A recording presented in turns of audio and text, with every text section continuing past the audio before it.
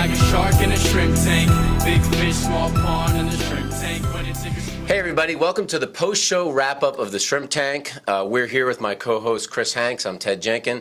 With our guest today, John Boykin, who's the CEO of Business Golf International. We learned a ton about golf today, and we've got some questions we wanted to ask John in the post-show recap. You can always catch a replay of his entire podcast, which I recommend listening to.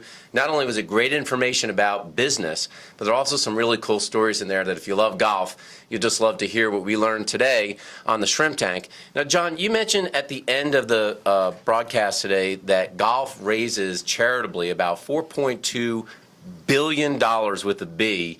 So I guess in the United States or around the world today. Why is charitable golf potentially such an important thing for corporations today?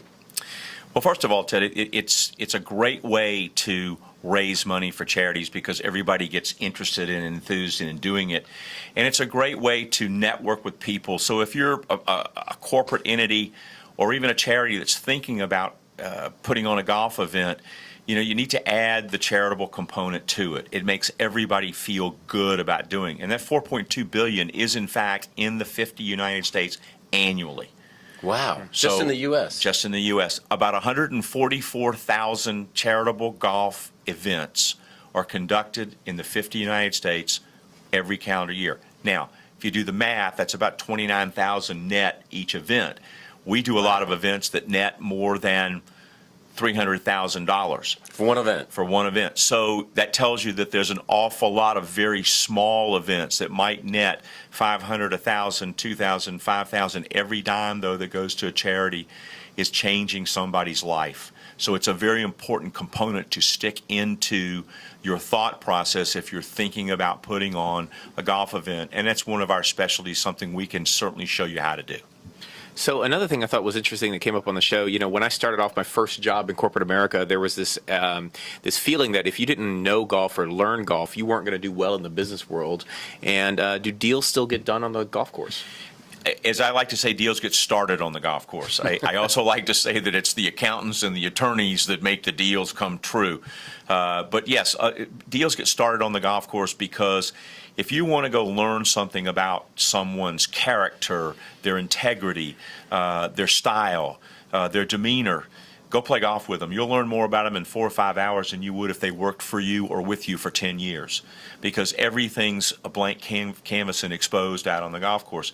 So it's a great place to network with people. You also have them as a captive audience for that period of time. If you go to a cocktail reception or a dinner or a function, you might be sharing the attention with somebody with hundreds of other people.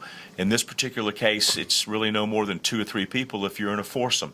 So it's a great way to learn about people. Another big difference I didn't bring up on the broadcast was a big difference between golf and tennis. Golf, you can handicap. Tennis, you can't. If you're a great tennis player, Chris, and you start me up 40 love every game, I'm likely still not going to win a point.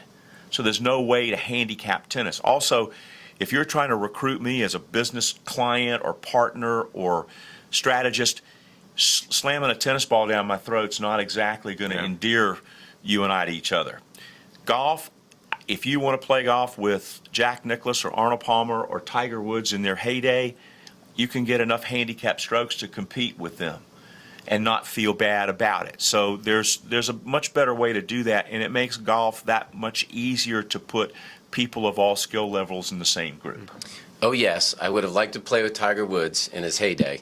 So I wanted to ask you one last question here. I think a lot of people that hear golf and they listen to the broadcast think that golf is sometimes a very unapproachable and unaffordable sport.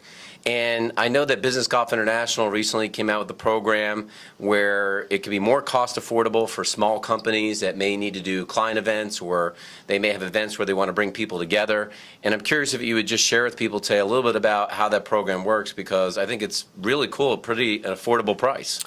We have a program that we've just reintroduced that we call an evening with a PGA professional to corporations and charities, and that would be me. Wow. Because we've done that business with people since 1985. So what we have is a 2-hour evening program that we incorporate a fajita buffet, some margaritas, beer and wine, golf instruction because we do it at a golf facility. So it's a 2-hour program. You can bring up to 18 people, and you can spend less than a couple of $1,000s to do that. People get introduced to the game. They get their game to become better if they're already players because they get personal instruction. But you also have a chance to have the social component, which is a great way to transition into what a full day of golf would be. Totally. I think that's what happened with this Top Golf kind of model that's out there today, is that whether you really bad at golf or really good at golf, people get to socialize, and that's part of the key of doing business. Absolutely. So for those people out there that want to get in touch with your company, whether they need to do a big corporate event or they're looking at one of these private golf events, or even I know that you know some of the most prominent golf courses in the world that people just can't get on, whether it's overseas in Scotland or it's over at Pebble Beach, how can they get in touch with you and your company? Easiest way is just to call our office, 770-551-0300. Or just go to our website, businessgolfinternational.com. There's all of our contact information, and there's ways for you just to reach out to us via email. My team we got some great folks that work with us. They're well-versed on all of our programs and certainly can answer your questions, and we'd love to talk to you. Well, we learned a number of things on the podcast today from John Boykin, but definitely one of the reasons you should listen to the podcast is he will tell you, even if you're a novice golfer, a very quick way that most golfers don't know how to do to lower your score by 5 or 10 strokes. Check out Business Golf International, and thank you for watching the post-show recap of the Shrimp Tank.